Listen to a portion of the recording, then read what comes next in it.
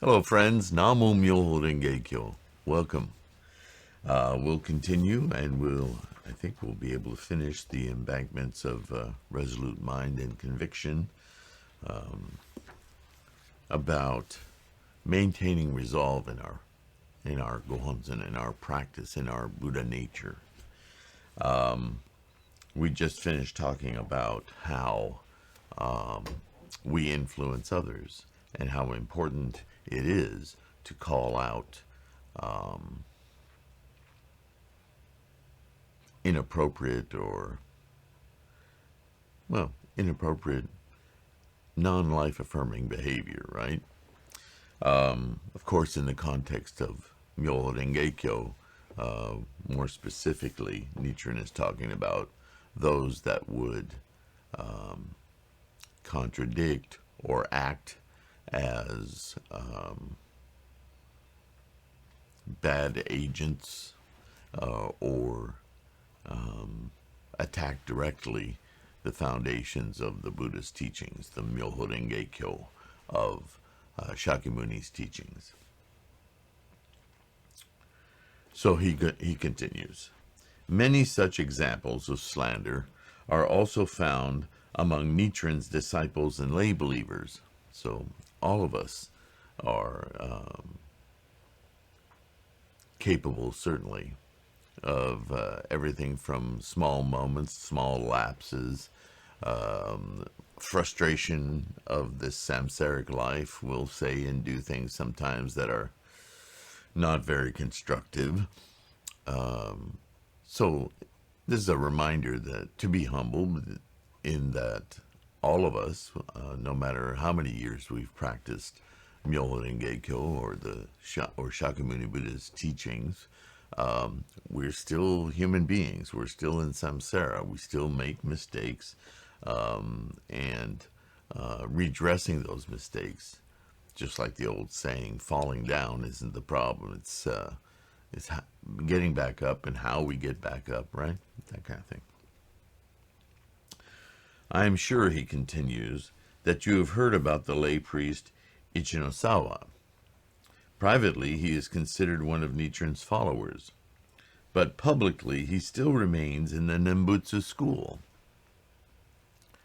So Ichinosawa knows that Nichiren's teachings of the Lotus Sutra, of MyoHoRenGeKyo, are the full expression of Shakyamuni Buddha's intent and teachings. However, he's living as a political animal and pretending, if you will, to be an adherent of the Nembutsu school. Well, you can't be of two minds that way. You either are something or you're not. And by being, by appearances, a proponent of the Nembutsu, he is actively working against the Lotus Sutra. So what does he think he's doing, right? So Nichiren goes on, what should be done about his next life? In other words, his future. You know, what he's doing, as we've already discussed, is not just that he's unclear about following MyoHoRenGeKyo, but he's deeply slandering because he knows better. So those causes are much more profound than somebody who's ignorant, who simply doesn't know any different or doesn't even know about MyoHoRenGeKyo. That person is unenlightened, uneducated, unaware of the fallacies that they're committing themselves to. And that's lamentable and needs to be corrected, but somebody who studies and knows is much more grave offense against their own Buddha nature, their own Buddhahood, their own practice of Buddhism. And by extension, their influence to others is terrible. right? They're showing a complete lack of resolve and actually a counter to the teachings. Nevertheless, Nichiren says, I have presented him with the 10 volumes of the Lotus Sutra. So he continues to educate him. Strengthen your resolute mind and conviction now more than ever.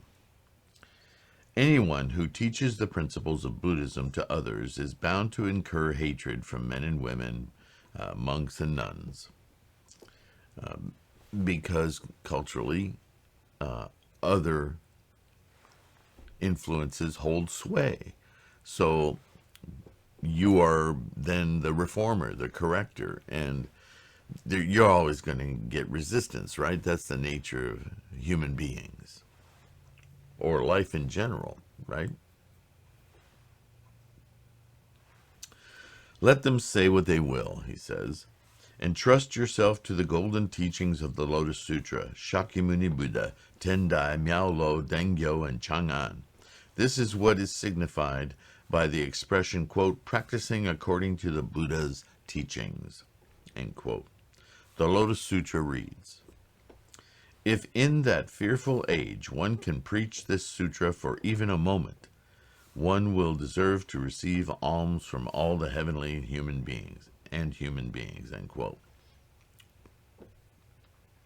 This passage explains that in the evil or negative influence age, the latter day, the age we now find ourselves living in, when these negative influences, these people who are negative influences and ignorant of what they're doing, stained by the 3 poisons, prevail. The 3 poisons: greed, anger, and foolishness, stupidity, ignorance. Anyone who believes in and upholds the correct teaching for even a short time will receive offerings from heavenly and human beings. In other words, your life will become easier, more fulfilled, better terminology. Now you should make a great vow and meditate for your next life, your future. If you are disbelieving or slander the correct teaching, even in the slightest, you will certainly fail or fall into the great citadel of the hell of incessant suffering. And as I've explained before, that's life. That's not some other place. That's an unenlightened, unaware life, where you're simply falling through life waiting for things to happen. In Buddhist terms, that's hell. You seem powerless. You're unable to affect your quality of life, your life condition. The woe is me thing, the living as a victim. You know, life just hasn't treated me well. I can't seem to get out of my own way. Well, that's my lot in life. That's just the way, blah, blah, blah. That's the hell of incessant suffering. Makes sense, right? Especially when you have a tool to extricate yourself from it. Because the bottom line is you're only in that hell by your choosing. That's the Buddhist viewpoint. You don't need to be there. Anytime you find yourself there, you need to ask yourself, wait, I don't need to be here. I could change this. Granted, sometimes things in our karma, in our lives, they seem overwhelming. But always, always know that that is just the expression of negative energies within your own life, which is your environment. So you can't just say, oh, my environment is causing me this. Well, your environment is of you. And there's always a pathway to, how shall I say, not convert it, but to break through it, to actually not fix it, but change it, to clarify it, to cease giving it power, to become unattached to it, so that your highest potential life condition can manifest. This is the whole practice of Buddhism. This earthly desires are enlightenment. It means your earthly condition, your the precious opportunities of life are always there with you. You may be admired in a lot of negativity, but that's all it is. You're just admired in it. You can stand up, wash yourself off, and get out of it. And by so doing, you will change that aspect of your reality, your karmic momentum, your energies. You will change them permanently for you and 7 generations or so into the future, because as energy is manipulated, energy is never lost. So even when you as a human expire, those energies will join in the massive collective of energy, and you will influence even the universe. That's immense. But we're all preoccupied with our own experience, aren't we? And that's okay. Just know that you can affect it, influence it, make it change. Suppose there's a ship that sails on the open sea, Nichiren writes. Though the ship is stoutly built, if it is flooded by a leak, those on the ship will surely drown together. Though the embankment between rice fields is firm, if there's an ant hole in it, then surely in the long run it will not remain full of water. Bail the sea water of slander and disbelief out of the ship of your life, and solidify the embankments of your resolute mind and conviction. If a believer's offense is slight, overlook it, and lead that person to obtain benefits. If it is serious, encourage him to strengthen his resolve, and so that he can expiate the negativity. They use the word sin here, but the sin is a self-imposed thing, so it's negativity. Really, these translations can get my neck hairs to rise up. You are indeed an unusual woman. Aha, he's speaking to a woman. Since you have asked me to explain the effects of various degrees of slander. You are every bit as praiseworthy as the Dragon King's daughter when she said, quote, I unfold the doctrines of the great vehicle to rescue living beings from suffering, end quote. That's from the Lotus, right? The Lotus Sutra reads, quote, if one can ask about its meaning, that will be difficult indeed, end quote. There are very few people who inquire about the meaning of the Lotus Sutra. Always be determined to denounce slander against the correct teaching to the best of your ability. It is indeed wonderful that you should be helping me reveal my teachings. End quote. Nichiren. Respectfully, Nichiren. This is a reply to the lay nun and wife of Abutsubo. Abutsubo being one of his inner circle disciples, right? So, I've always, maybe I make this point too much, but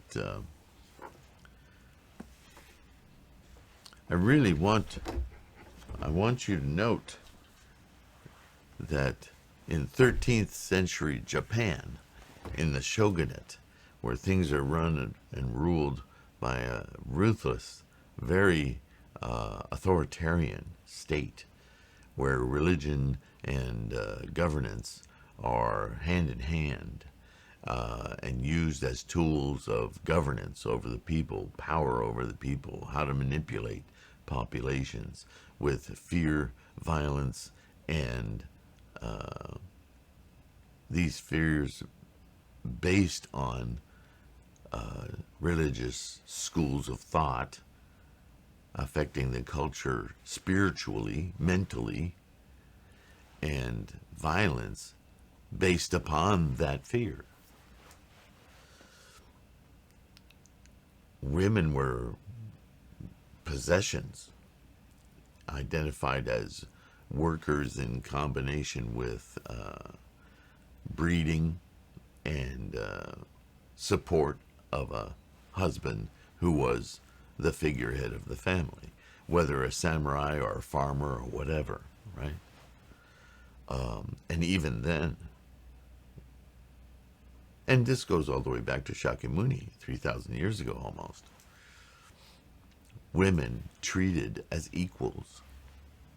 Because whatever your sex, gender, nationality, you're a human being in samsara. You have a Buddha nature. It's inherent in you. There is no more egalitarian teaching than Shakyamuni's Lotus Sutra. All of the previous sutras, by the way, who may mention the position of women, I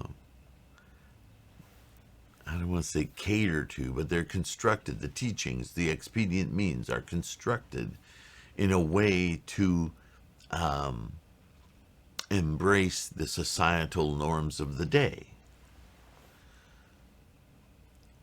So the unaware, the uneducated, who randomly reads some Lotus, or not Lotus, some sutras or some Buddhist commentaries, might walk away thinking that it's just another religion, and there's all these social constructs and training and blah blah blah. Until, as Shakyamuni encouraged and exhorted several times throughout his teachings, you must read and study all of Buddhism, because he knew that people wouldn't get the point, the meaning of his teaching until they studied all of the scholarship, all of the commentary, because he had to back off when he first started teaching and people didn't understand. He understood that he had to raise people's capacity and the way they thought about their mind, their body, their environment. He was teaching in the face of great cultural inertia, right, from previous magical thinking and so forth.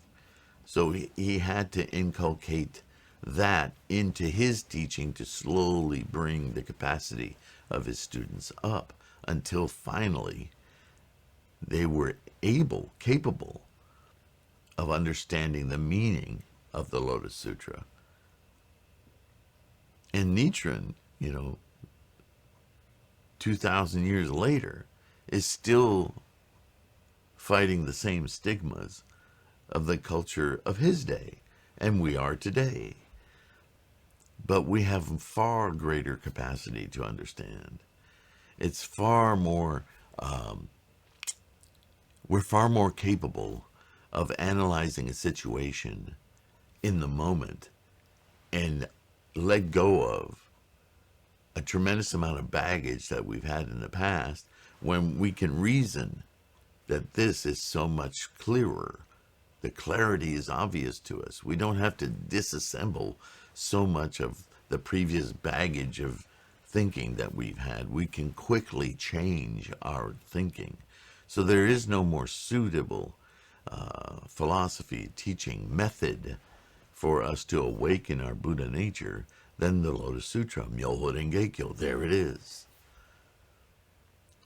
The difficult part is to inculcate it into our everyday thinking, our everyday actions. That's more difficult. Because, as I say often, our inertia is huge.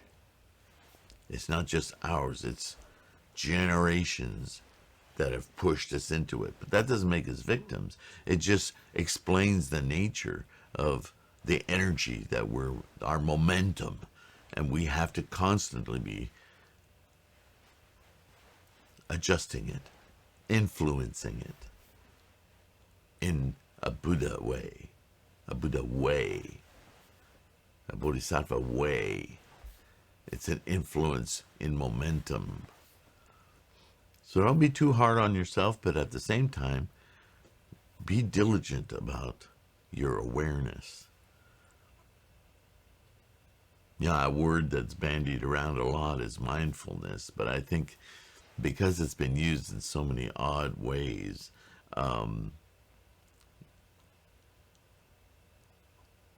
remember anytime you hear that word, that what we're talking about in Buddhism is awareness of our Buddha nature, awareness that we have clarity that we can apply to our life in each moment.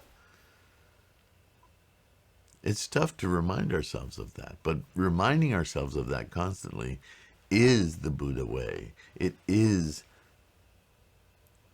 our samsaric practice.